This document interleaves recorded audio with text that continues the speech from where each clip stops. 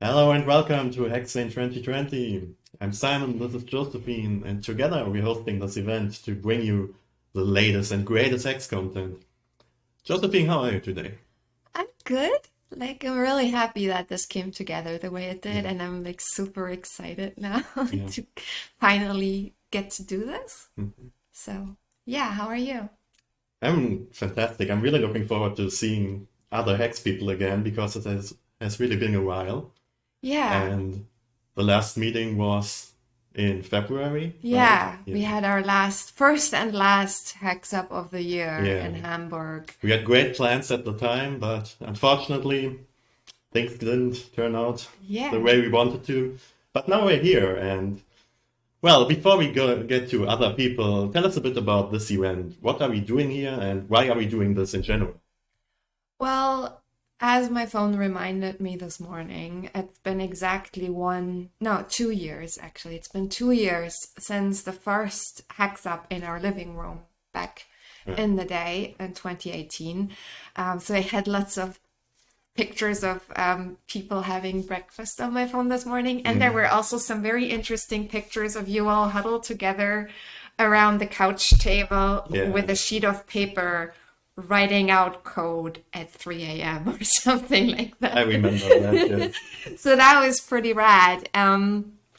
And so the hacks actually have become sort of a little bit of a tradition Mhm. now. And much to my delight, people also took them up for themselves. We've had many, many hacks over the last 2 years, and not all of which we organized, Right. by the way.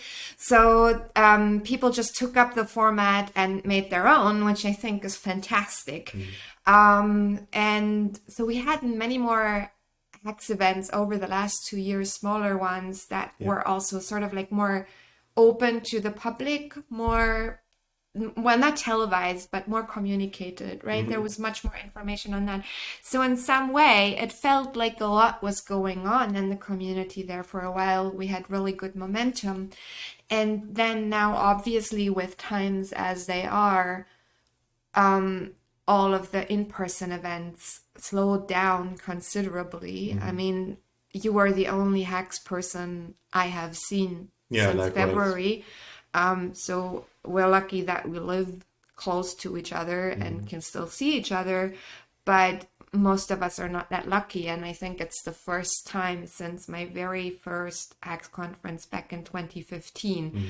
where I've not seen some people, Right. right? I mean, not so much you, but um, like our friends in Seattle, Mhm.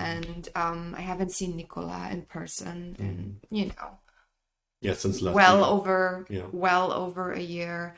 And I figured that it was time to reclaim a little bit of that momentum Mhm. and make sure that we show that there's still stuff going on in this community, right? Because it feels, I think, to all of us a little bit like nothing is happening, Right. Yeah. right? At the moment, Yeah. it's really hard to feel like there is anything moving Mhm. because most of our lives really look a lot the same, and other than current affairs news, nothing really is going on, or at least it feels like that. Where the truth is actually that quite a lot of things are going on. There's quite a bit that happen. There's quite a bit that we all do. Um, we just have to make much more of an effort to communicate that to the outside Yeah. because we can't count on the in-person energy once a year to sort of just carry us through the rest of the Mhm. year. So that's why this event. Also, people have been asking about a virtual meetup for a long time. I mean, this was a question I can remember this going around with people on my very first Hex conference back in 2014. We already had speakers who were like, well, what about a virtual thing? Can Mhm. I send in a video? Are you going to do something online? And we've never explored that opportunity. And I think now it's just, well, I mean, if you're not going to do it now, when are you going to do it? Right. right? So I guess take the silver lining. We all get to try something new. And also, we all get to remind ourselves that we're not as far away from each other as we think we are, right? In a way, you know, we can still hang out.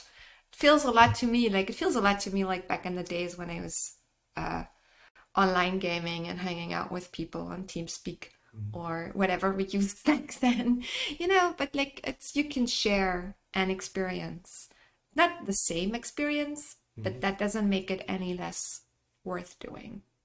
So here we are. All right. So what can our viewers and speakers expect from this event? How this is going to go in general? So for the viewers, this will, in some sense, be very similar to watching a Hex event from your home. If you have watched any of the live streams before, this will be similar. Now, the thing that we're much better at this year is just picking up things from the chat. Like I can see I've already got compliments on my hair. Thank you very much. I put a lot of effort into it. Maybe he was talking to me. No, you said it matches the setup. So, Oh, I mean, right. unless you also secretly have blue hair somewhere. So, no, usually when I'm at these in-person events, I am not online at all. I'm so busy with being present and taking care of what's going on site that I barely ever look at Twitter, let alone the Twitch chat or anything, right? So in the past, we've been fairly neglectful about what was going on online during these events. Yeah. And now this time, obviously, we have much more time to do that, right? Like I'm sitting here, I'm monitoring the Twitch chat right now. So that's better for the speakers. Now, what I would like to ask you all is to actually head over to the Twitch chat and do all your chatting there so that everyone can share and we can all kind of feel like we're in the room together, right? Like don't have half of it on Twitter, half of it on Twitch chat, and then there are several other platforms within the community where you could have a chat and ask questions. I'm only monitoring Twitch chat at the moment quite on purpose, and I would urge you all to just join in and keep us company there. And for the speakers, this was actually a little bit of a tricky thing to set up because this is very different than speaking in person. I mean, now looking at the Twitch chat actually has helped considerably settle me down. Like I don't feel alone and like I'm talking to, you know, just the camera anymore.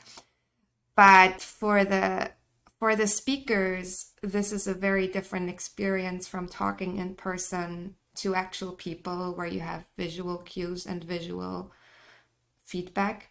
And to make that a little bit less awkward for them, we're actually calling them before the talk and just having a little chat with them, make sure all the tech works out for them, but also to help everyone relax a little bit and feel a little bit more break the ice. Yeah, break the ice, but also like be connected in person, right? Reassure everyone, no, we're here, we're listening to you.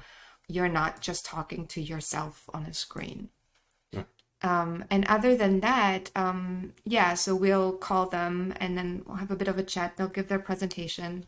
And after each presentation, we'll have some time to take questions. All right. Then let's take a look at our schedule. The first talk is going to be Alexander Kuzmenko talking about the news from the Hexiverse, which I believe is actually your title. Yes, I came up with that short notice. Also, I just like the Hexiverse. It's like I sometimes I feel like, you know, it's like the Hexiverse and a little army of Hexians. So and Alex has joined us just last year, right, as the second full-time developer on the Hex compiler. So for the longest time, you were actually the only full-time developer, the only one whose main and sole job it was to keep this thing going, which I remember at times being pretty lonely, It can be, It yeah. can be frustrating. And now with Alex joining, the energy on the team has changed a lot because he's kind of, up when you're down and vice versa. And you can take turns herding the cats, so to speak. And not everybody has to be on it all the time. And also, he happens to be very interested in traveling and talking at conferences, which has been a very big blessing because you're not the biggest traveler in the world. No. And Alex really enjoys traveling. So he has traveled to, I think, more than 5 different countries in the last year alone on behalf of Hacks to speak at several conferences. And not just Hacks conferences. I think he also spoke at OSCon in Hong Kong, and at several PHP conferences in Russia. So he's done a lot of outreach. And also, he did fill in for Nicola in the last Seattle summit. So he actually came over to Seattle to represent the Hacks Foundation. Right. And that has been immensely helpful and pretty cool. So here he is, or will be in a couple of minutes, and telling us what's going on. Yeah, traveling, unfortunately, these days it's pretty difficult, and there's not a lot of conferences you can actually go to. So the best he can do right now is travel to us virtually. Yeah. And we are very much looking forward to this. The way this is going to go is before each talk, we're going to take a short break, about 5 minutes, to set everything up. And then we'll be back with the speaker and take it from there. So the first break we're going to take right now. And we hope to see you back in about 5 minutes.